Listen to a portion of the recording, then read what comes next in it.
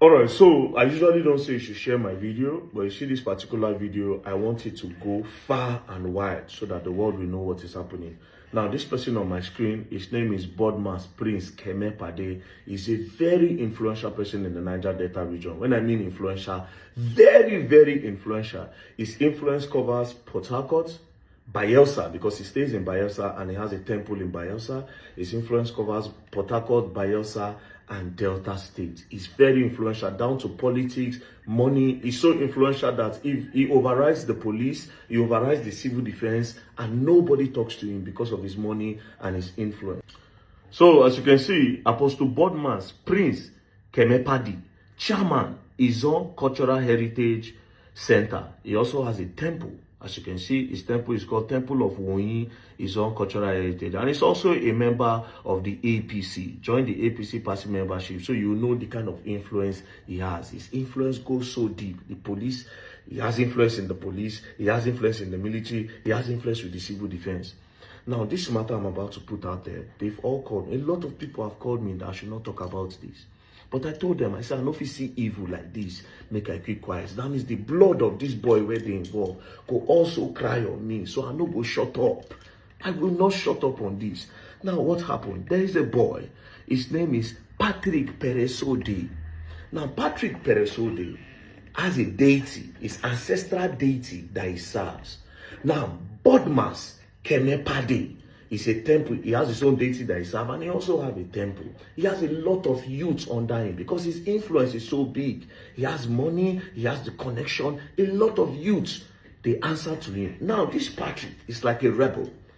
Patrick is saying that with the whole influence that you have and the way you control the youth, especially in Bayelsa State, the Ijaw youth, why can't you empower the youth? He's always emphasizing on that. So therefore, Patrick always say that Bodmas is using tradition to deceive the youth, to cage them, empower them. So one day, Patrick now made this post on the 21st of December 2025.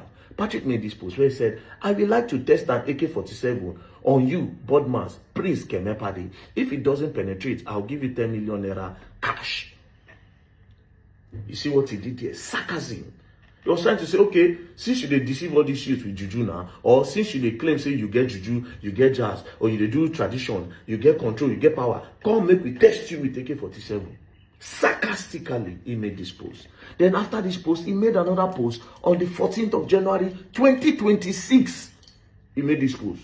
Now, the caption of the post is, in order to teach all Ijaw youth how to become billionaires, Desioru, the money-making machine, taught me casino. However, in the name of African spirituality, Bodmas Prince Kemepade, a blogger, screenwriter, visual content creator, cinematographer, promoter, and a video editor who ought to promote the Ijaw culture, is busy deceiving Ijaw youth with the so-called Woyin temple. So this guy does not believe in Bodmas, and he believes that all the youths that are following Bodmas is deceiving them. He made this post on the 14th. On the 15th, Wahala came. On the 15th, it is said, the eyewitness said this, and I spoke to the sister this morning, according to what she told me. She said on the 15th that Bodmas went to the area with 2 cars and a lot of boys. He went to the area where Patrick Peresode lives. And then when he got to the area, he started asking around, who knows the house of Patrick? But people didn't want to talk. That was how we now went straight to this guy. The name of this guy is Onyetari Agusi. Onyetari is the chief priest of the area, and he's also very close friends with Bodmas. So he went to go and meet his friend and say where that boy they live. That was how Onyetari now told his son, daddy's boy, to take Bodmas and the other boys to the house of Patrick Peresode. And when they got to the house of Patrick Peresode, they started beating him and told him to enter the car. The boy, obviously, started dragging with them. They were beating him. His younger brother came out and said, no, leave my brother alone. They started beating him as well, and they threw 2 of them inside the car, and they drove off. When they drove off, the eyewitness in the area now called Patrick's sister and Patrick's mother. They say, make una come, Bodmas. Una know say Bodmas get influence. Bodmas and his boys came to the area to come and carry Patrick. Because of his influence, we could not fight him. But his friend, the chief priest, Onyetari, is around, come and meet him. So that's how the mother and the sister, the mother who is sick and has a high BP, they now went straight to the chief priest house. When they got to the chief priest house, they now said, your friend came to carry our son. Please beg him to return our son. Then the chief priest told them that your son have beaten more than he can chew. But they are going to release the younger brother. But you see him, they will make sure he stays there with them till the end of January. That as he speaks to them now, they are already torturing him. That since he thinks he's stubborn, that they are torturing him. So he told them that, please, just go home. Don't worry yourself. They will show him, they will teach him a lesson he will never forget. So that was how the mother and the sister left. Since he told them that, okay, they will return the younger brother to them. This happened on the 15th. On the 16th, they did not hear from them. On the 17th, the sister became disturbed.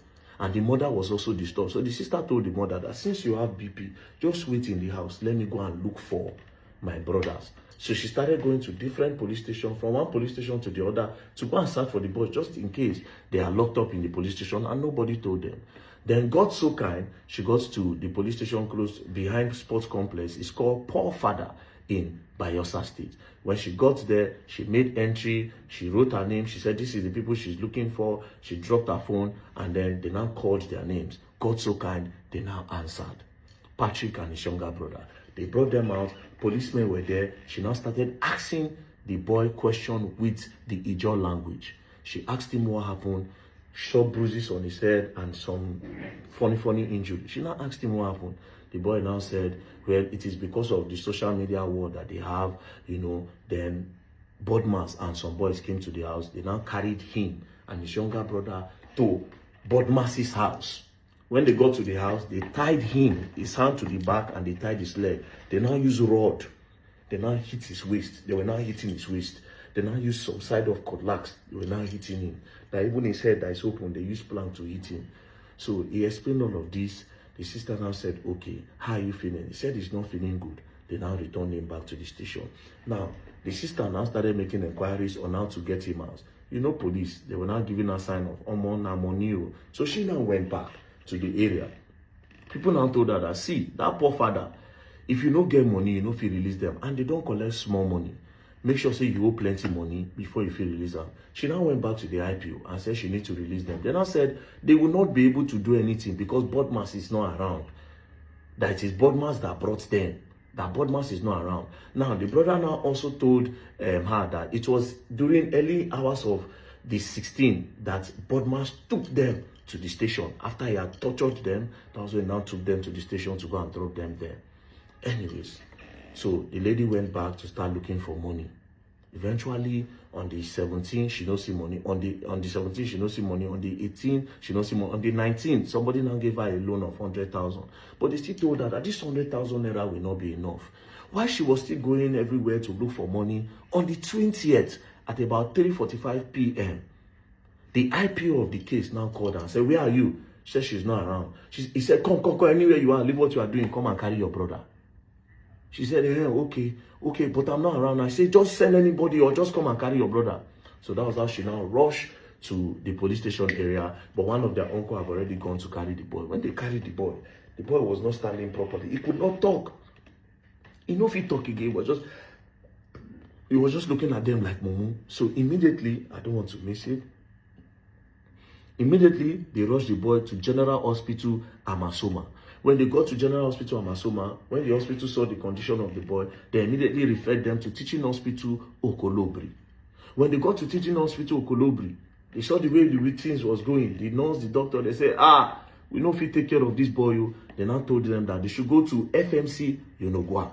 When they got to FMC Yonogwa, when the nurses and the doctor saw the condition, one of the nurses now called the sister to the side and said, after all these things they are doing here, your brother's spinal cord is broken.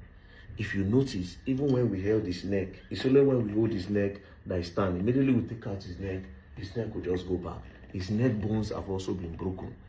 So like this, his spinal cord is gone. They have to go and do a spinal cord injury, surgery.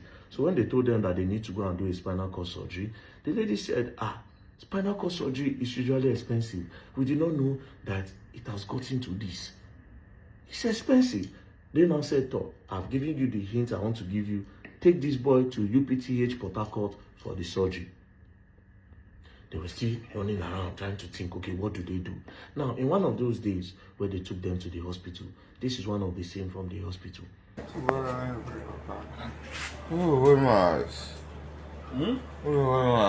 Yes, no, body mass now. By this time, the boy could not really talk. The only thing he was saying from every location is blood mass, blood mass, blood mass, blood mass. Before he now later explained. But the day he was explaining, on the 29th, he now gave up the ghost. On the 29th, the boy died. Neck broken, spinal cord broken, bones broken. Got different marks all over the boy's body. Now this kind of matter when I say make I keep quiet for. Now this kind of matter when they call me say make I no talk. When I know they fear God. Now this kind of matter when I say when I want to use connection cover. I know say the man get money, get connection. He's very connected, politics and everything.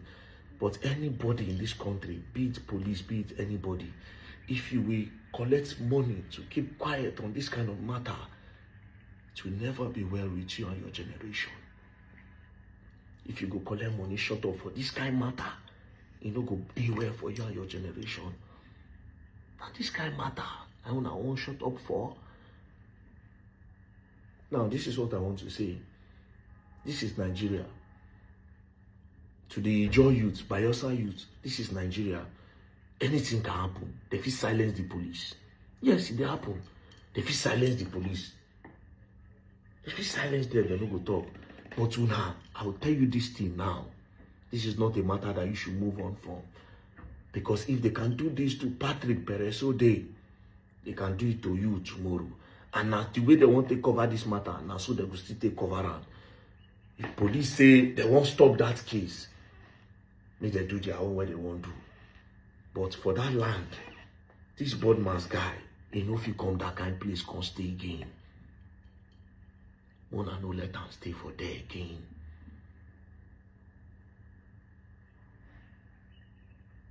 For what? Social media talk? The boy gave AK-47 when he won't take shoot you.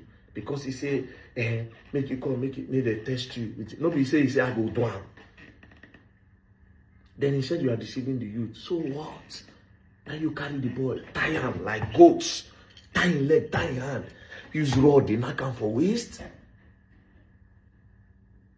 Break his neck. Then go carry him body, go down for police station.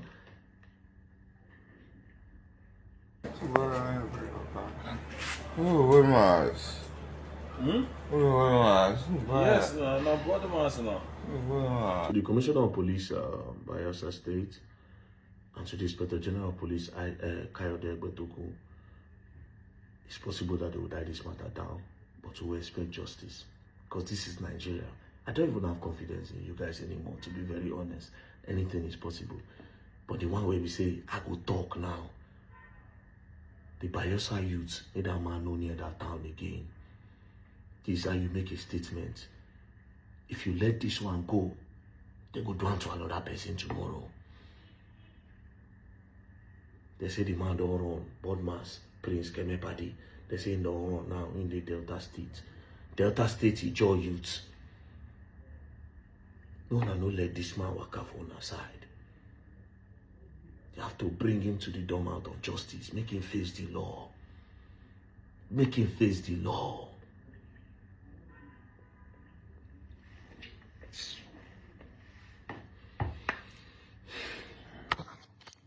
He's on. Mona no grill. He's on. Mona no grill.